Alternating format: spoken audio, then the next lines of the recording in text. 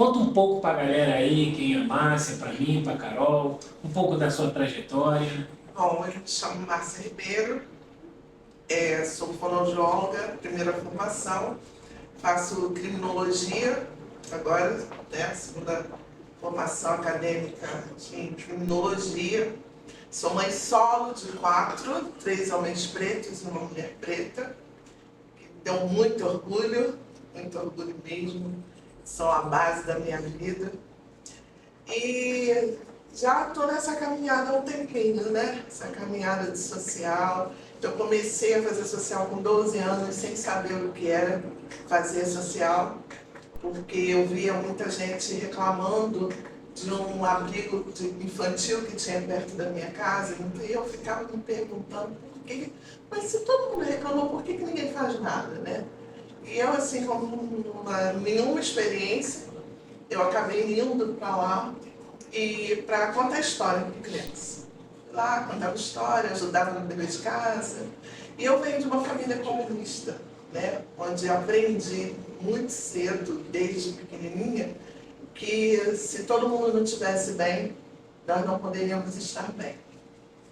E com 12 anos eu comecei a militar no movimento negro, porque o diretor da escola que a minha mãe trabalhava era o movimento negro, e aí ele começou a pegar, né, a galera para saber, para trabalhar, para discutir o que era negritude, naquela época que quase ninguém falava nisso. E foi muito bom porque começou aí a minha construção mais efetiva. Eu já tinha isso em casa, mas mais efetiva. Comecei a estudar mais história negra e ver o que nós tínhamos. E aí depois veio a cota, gente, adolescente, eu comecei, jovem, né? Eu comecei a me inteirar dentro da faculdade, em campanha política, aí fui fazer, por causa de umas amigas de faculdade, fui fazer campanha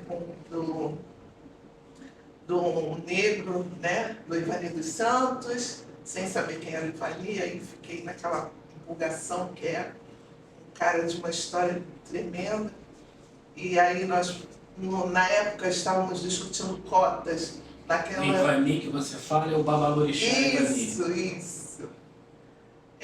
Naquela época, estava ainda aquela coisa de formatação, né, do que seriam as cotas.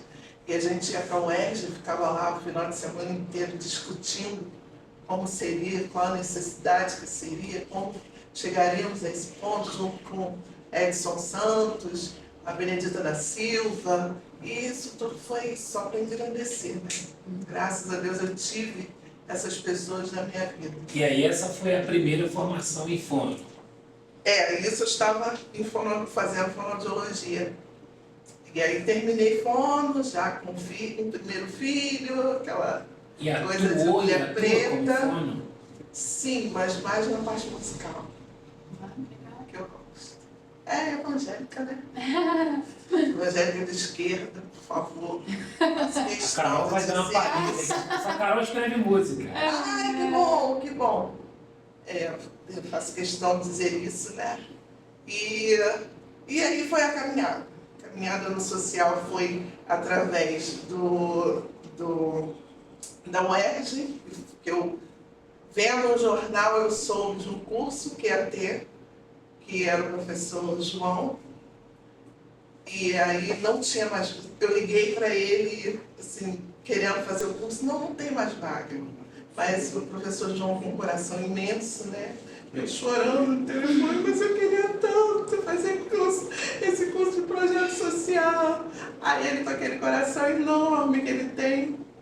Essa foi a segunda graduação. Não, foi curso. Ah, tá. Foi curso. Já tinha terminado fonoaudiologia, mas eu só estava no social. Você fez na UERJ? O curso de captação de recursos, de projeto social, foi todo dentro da UERJ. Já. Muito bom. Esse é um tema, Márcia, esse é um tema ainda muito caro para a área social, que é captar recursos. Muito. Depois que você terminou o curso de captação de recursos para projeto social, Como é que ficou isso? Você investiu nessa carreira? Por um bom tempo, não. Porque aí aconteceram muitas coisas pessoais e eu precisei parar. Algum tempo atrás eu retornei com um panorama totalmente diferente do que era naquela época, porque naquela época nós tínhamos uma outra visão do que era social. Não tínhamos as leis que agora nós temos para dar suporte ao social, mas não está mais nada fácil até hoje, né? Mas hoje eu vejo uma coisa mais organizada, mas é onde você tem que pode, sabe onde buscar, né? Antigamente não tinha, era aquela coisa de você pegar a comida do armário e fazer a comida para todo mundo ali, porque não tinha condição de fazer. Hoje você sabe que se você chegar no supermercado e conversar com o gerente, eles vão te dar um apoio, né? Embora seja não um apoio que a gente precise no total, mas é um apoio. Naquela época não tinha nada disso. Mas assim, e logo depois, nesse meu retorno, com a pandemia, aquela coisa da dificuldade, embora eu não tenha nascido em comunidade, mas sempre tive muita ligação com a comunidade, até porque meu pai teve uma história muito, muito bonita, né? Minha avó era aquela lavadeira, né, que sustentava os filhos lavando roupa, e meu pai tinha várias histórias tristes, mas ele conseguiu mudar a vida dele totalmente. Isso me chamava muita atenção, né? Ele era foi um homem que minha avó deu derrame no tanque, foi levada para o hospital, saiu do hospital, voltou para o tanque para terminar de lavar a roupa, porque precisava dar comida para os filhos, né? E meu pai, a maior visão que eu tenho do meu pai hoje, da lembrança mais assim, máxima mesmo, era meu pai estudando de madrugada, eu pequena, no Mobral. E ali ele estudou, ele fez técnico, ele virou um funcionário federal, já estava, né? Ele era do antigo DNR e fez uma carreira. E ele sempre disse pra gente, o que a mão direita faz, a esquerda não tem que saber. Sagrado. Isso é muito legal, muito sábio, muito legal. E aí, nessa trajetória toda, o universo conspirou a favor. Eu conheci o pessoal lá de Londres, que foi uma porta, assim, entre outras coisas, depois de ter passado pelo movimento de encarcerados, que foi para mim uma escola ali. Você deu aula? Eu coordenei a parte de mulheres encarceradas, que era a parte mais pesada, né? São as mulheres que ninguém quer, são as mulheres abandonadas pelos maridos, pela família, né? Que muitas das vezes saem do cárcere totalmente sem saber para onde vão agora. E a gente fazia todo aquele trabalho, tanto dentro, né, com um grupo ia lá, na realidade eu nunca tive estrutura para ir. Eu sempre coordenei fora por isso, eu nunca tive esse tipo de estrutura, mas quando elas saíam, a gente dava uma estrutura legal.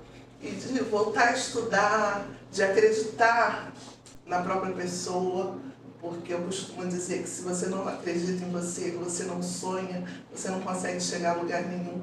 E esse é um ponto que hoje nós temos que trabalhar muito no ser humano.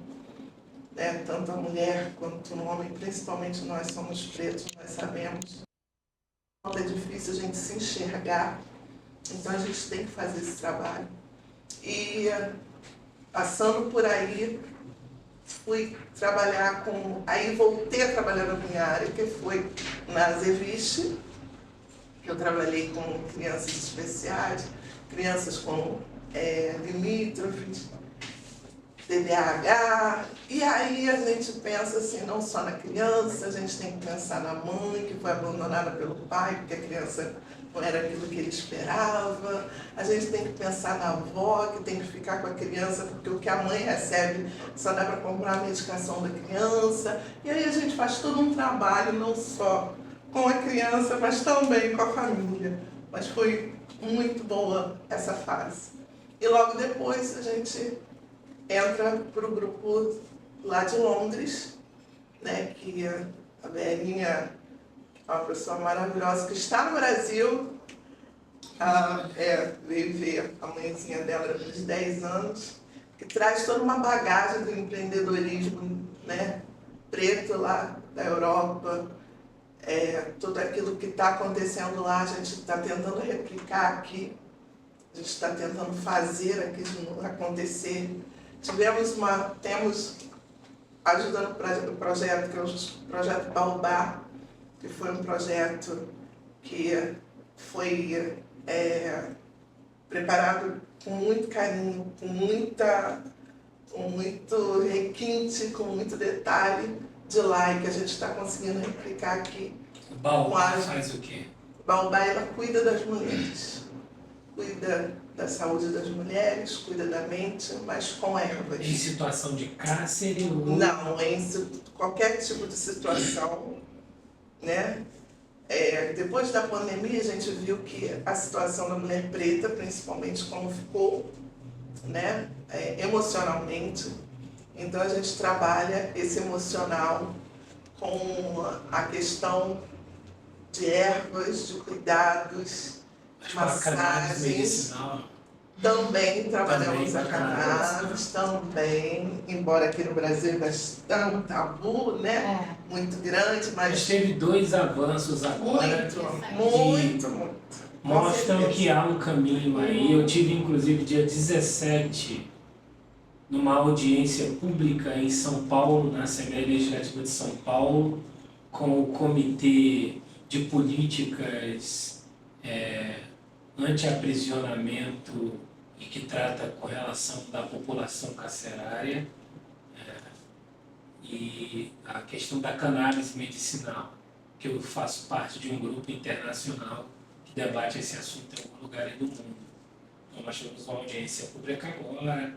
Já está vigorando no Brasil alguns TACs, que são termos de ajustamento de conduta, que já permite a comercialização da cannabis medicinal para algumas questões. Facilitou muito a entrada. Tem uma linha de farmácia que já está, mas tem um tema que você trouxe aqui, que para vocês duas é legal a gente falar sobre isso, que é o encarceramento feminino no Brasil. Este ano, olha que coisa louca, este ano, em dezembro de 2024, o nosso país terá gasto 5,2 bilhões de reais na manutenção do sistema carcerário brasileiro.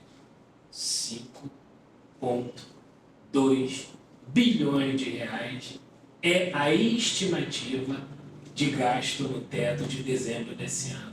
Numa população carcerária maior que 825 mil presos. Agora, o que é mais delicado? Aquilo, só para você saber, Márcia, eu trabalhei quase 5 anos no sistema penal com projeto social e missão evangélica. Eu atuei no Talavera Bruce, no Nelson Gria, e atuei também na unidade feminina do Padre Severino, que ao contrário que todo mundo imagina, Padre Severino é a unidade feminina do DEGASE, que é a divisão de medida socioeducativa, e atuei no João Luiz Alves, no Santo Expedito, na entrada do complexo de presídio de Bangu 1, Rio de Janeiro. Eu cheguei a trabalhar com projeto social e também, em outro tempo, como missionário, com cerca de 27 mil detentos. E é por isso que eu sigo esse tema até hoje, porque é uma preocupação extensa e profunda, eu quero crer que não minha, mas de todo favelado e favelada, principalmente favelado da comunidade preta no Brasil, uma vez que percentualmente o maior número de corpos em cárcere no Brasil é da comunidade preta. Continua sendo da comunidade preta. E para nossa profunda tristeza, a população carcerária feminina no Brasil aumentou vertiginosamente. Nesse momento, enquanto nós nos falamos, dados do sistema de segurança, dados das entidades de maior relevância de pesquisa nos mostram que nós temos uma população feminina maior que 100 mil mulheres em regime de reclusão no Brasil, fora mandatos de busca e apreensão que podem quase dobrar esse número se forem praticados hoje. Então, é assustador, não se debate isso, fala-se disso timidamente nos backstage da vida social, e é importante trazer esse tema à baila. O nosso trabalho é um trabalho pequeno, meninas, mas é um trabalho que a gente não vai calar uma voz que precisa ser colocada. E a gente precisa falar disso, a gente precisa saber disso. Porque na não vaga a possibilidade de que alguém do nosso lado possa engrossar essa população grande. Porque em todos os tempos nós nunca tivemos uma evasão escolar tão grande como está nos últimos tempos. Nós nunca tivemos uma dificuldade da empregabilidade do primeiro emprego como estamos tendo nos últimos tempos. E todos esses elementos, junto às outras inseguranças social, que não trata só da segurança enquanto integridade e violência, mas as outras inseguranças social potencializam a possibilidade do aumento de uma população carcerária. Isso é muito louco pensar, né, num país que é tão grande, tem tanta possibilidade, mas um país que a cada dia ele deixa ou ele impede que um jovem simplesmente chegue a sonhar. Costumam dizer que se a pessoa não sonha, ela não chega a lugar nenhum, porque é exatamente isso que está acontecendo. Os jovens hoje estão deixando de sonhar, estão indo para o lado prático, estão indo para o lado, muitas das vezes, errôneo, porque deixaram de sonhar. Porque é o imediatismo, né? É o imediatismo de querer o hoje, querer o agora, sem poder pensar, botar a cabeça no travesseiro, até porque é o que eles têm.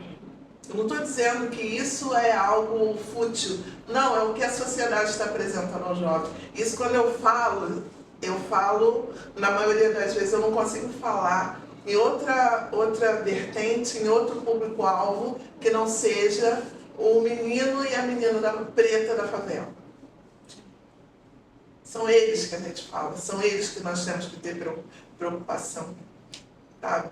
Ter uma menina linda dessa aqui no podcast falando quantas meninas estão lá fora, da mesma idade, com o mesmo potencial e que a gente não consegue trazer para perto da gente. Porque a fala é que está tudo bem. Tudo bem. Tá tudo bem. Está tudo bem para quem? Para quem? Não está tudo bem. E dizer não está tudo bem não é fazer uma fala do estabelecimento do pânico social, mas é de encontrar o lugar da consciência.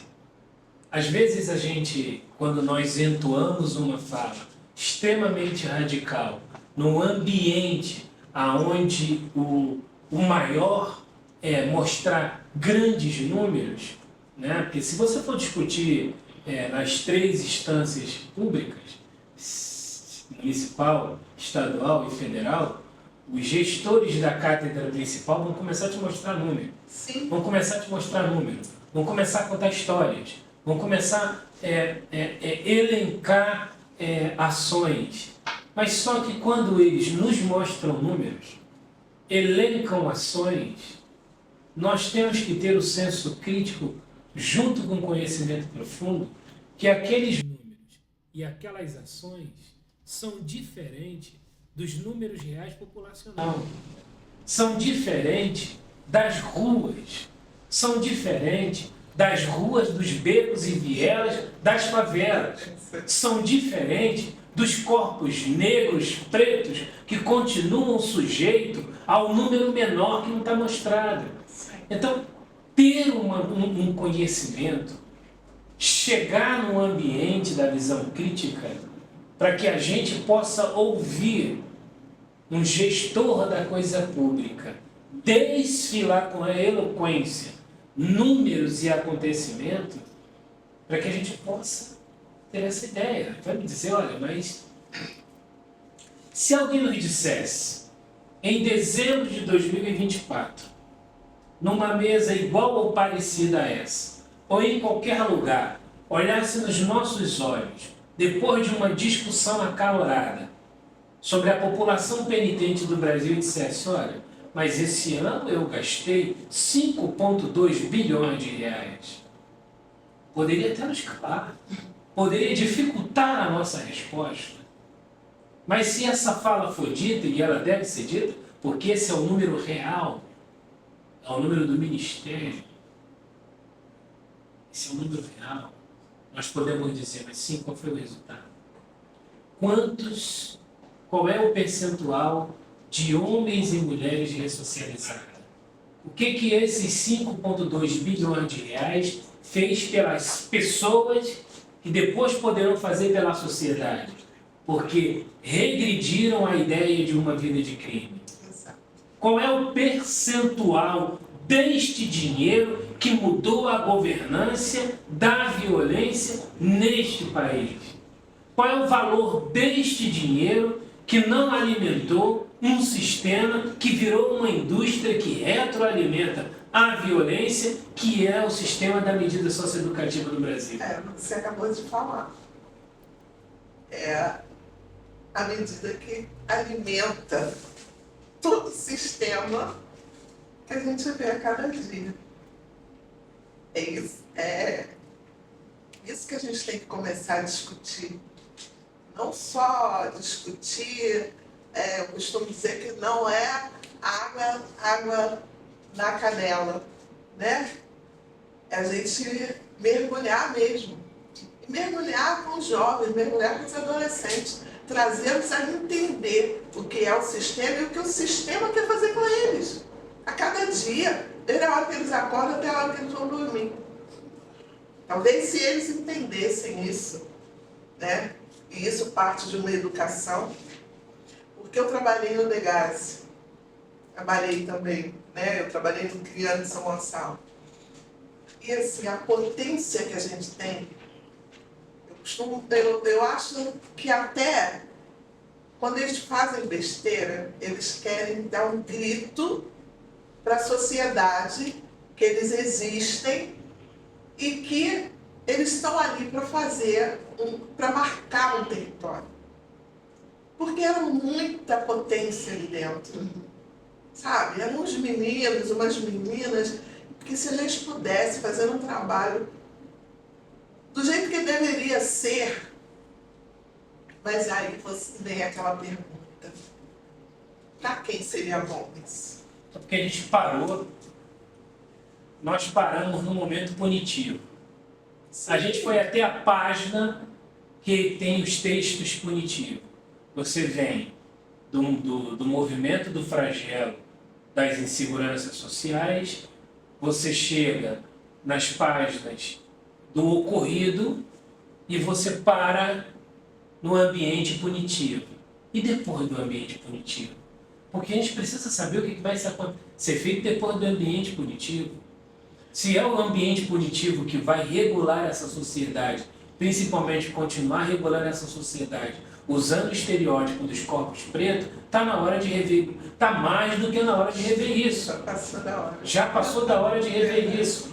E se o ambiente punitivo, que é a última página desse livro, não está dando conta, está na hora de continuar escrevendo esse livro de resolução e mitigação desses casos.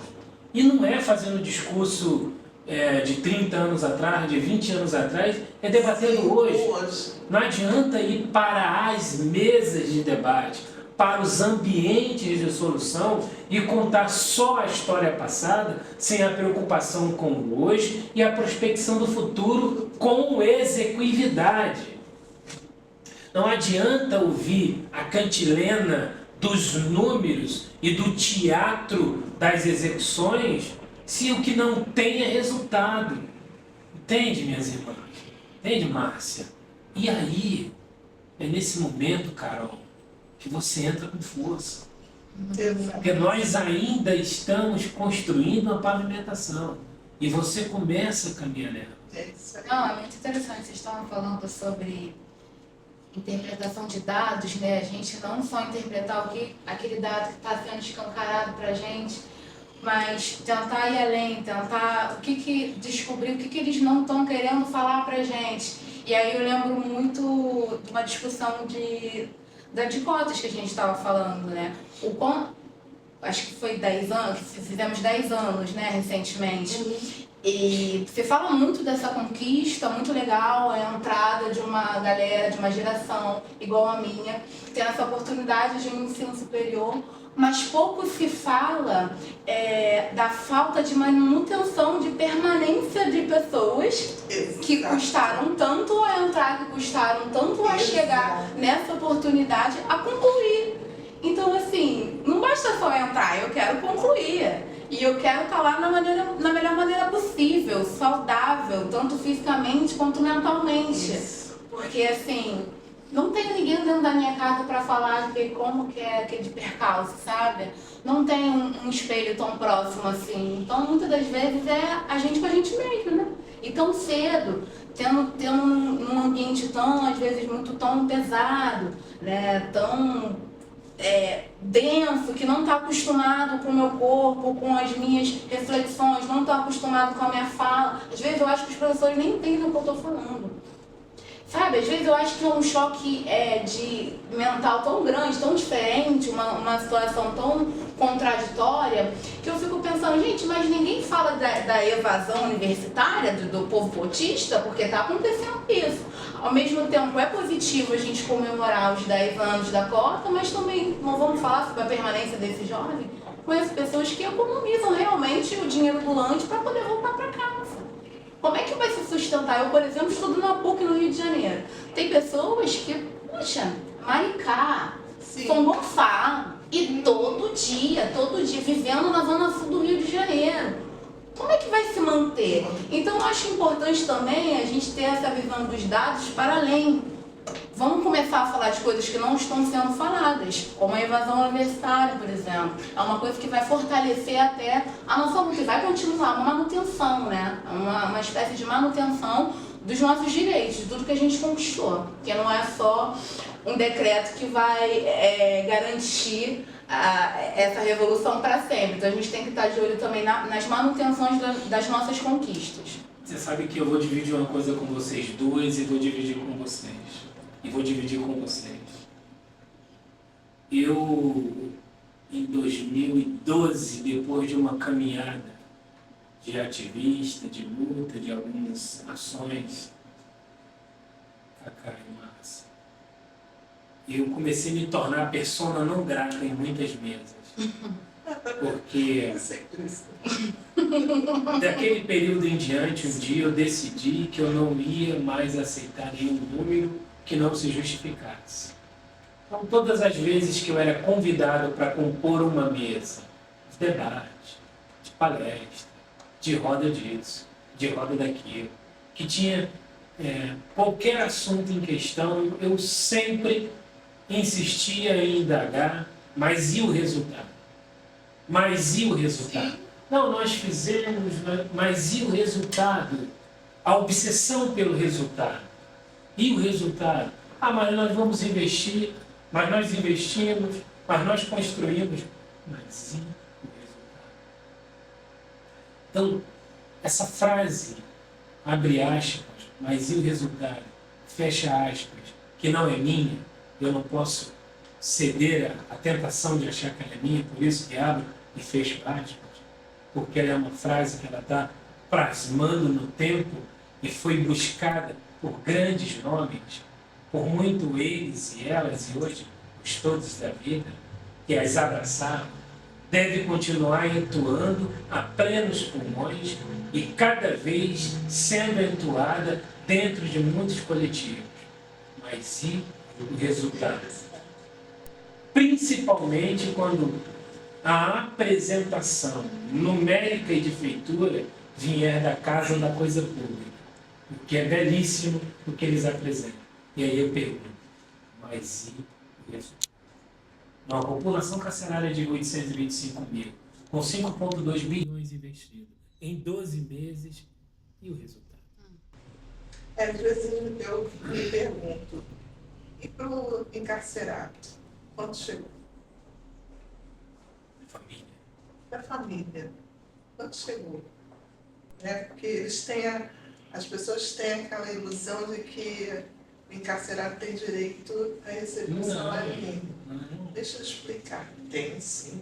Se ele trabalhar, se ele tiver 2 anos, for preso com menos de 2 anos, tiver carteira assinada com tempo e ter pago o INSS, como qualquer trabalhador. E esse dinheiro não vai para ele, esse dinheiro vai para a família. E as pessoas têm aquela ilusão, né? Não, diz, não, mas o cara recorre e recebe. Não. Aonde? Né? Onde Ele não isso? recorre, ele não sabe nem da pena dele. A maior dificuldade hoje de um apenado é saber como está o processo dele. Márcia, o que mais tem pilhagem de pessoas e documentos que não deveriam nem estar no cárcere mais. Sim. Ontem teve uma matéria de jornal de um jovem que ficou 5 anos preso absolvido. Ele havia sido absolvido 5 anos antes.